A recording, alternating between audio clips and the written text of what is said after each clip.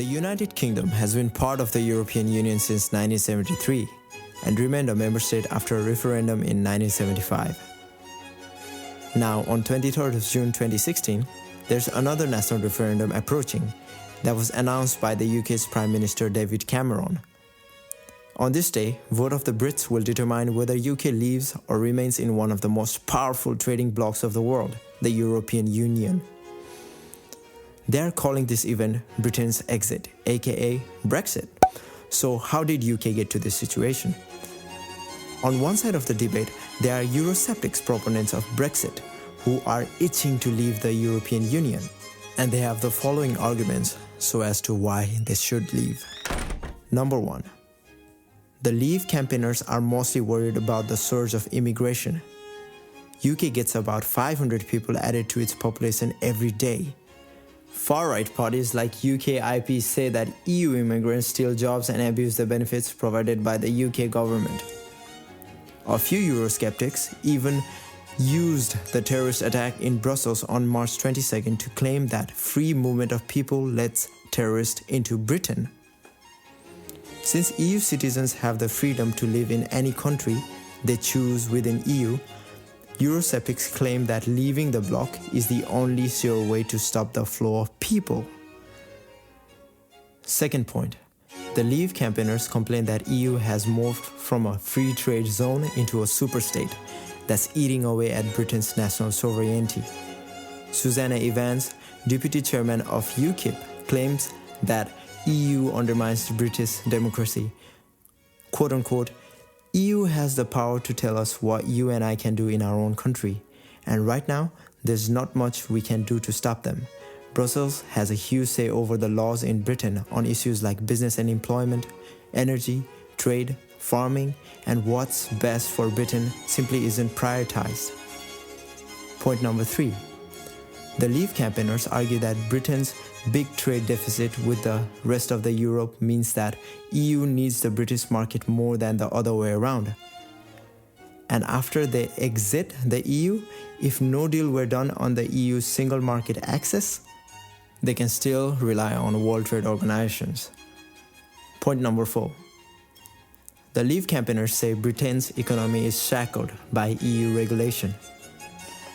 They claim that UK's contribution to EU has increased from £3.3 billion in 2008 to £8.5 billion in 2015.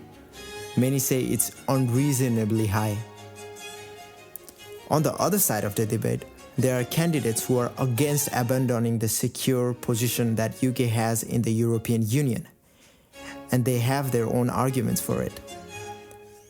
The first argument: the Remain campaigners argue that although immigration is an issue, European migrants in Britain tend to be young workers who contribute more in tax than they take in benefits. There are roughly equal number of 1.8 million EU migrants living in Britain and British expats living in other EU countries, which is a fair deal. Plus, the UK shall be much stronger against terrorism when its forces are tied together with other EU countries. Point number 2. Remain campaigners claim that it is misleading to claim EU rules are always imposed on an unwilling government. Analysis by the London School of Economics finds Britain siding with the majority in 87% of the EU votes. Point number 3. Remain campaigners claim that there exists a better trade condition for UK inside of EU. 45% of the British exports go to other EU countries, whereas only around 7% of their total exports come to Britain. The trade deficit exists mostly with Germany and Spain, not with the other 25 countries.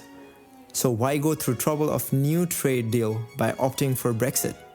Moreover, the World Trade Organization option doesn't come without tariff barriers either. Point number 4. The Remain campaigners explain why Britain's EU budget burden is no longer a valid Eurosceptic complaint. The EU budget is less than 1% of GDP and has been shrinking, not growing. The budget is actually smaller as a share of GDP than in the 1990s. As the chart suggests, Britain ranks 8th among the EU countries for their budget contribution. Other countries have a stronger case than Britain for complaining about their EU budget contributions. Whereas, if Brexit happens, UK might have to bear higher economic costs and uncertainty. This is what David Cameron has to say about the possible economic impact of Brexit.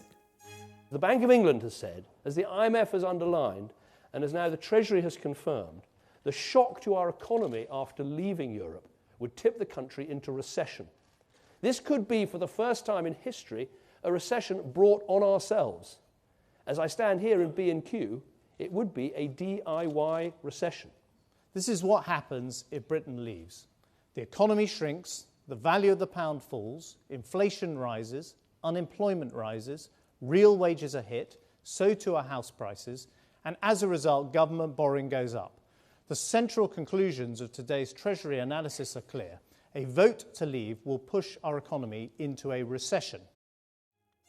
While this burning debate is happening, the polls show that opinions have barely shifted.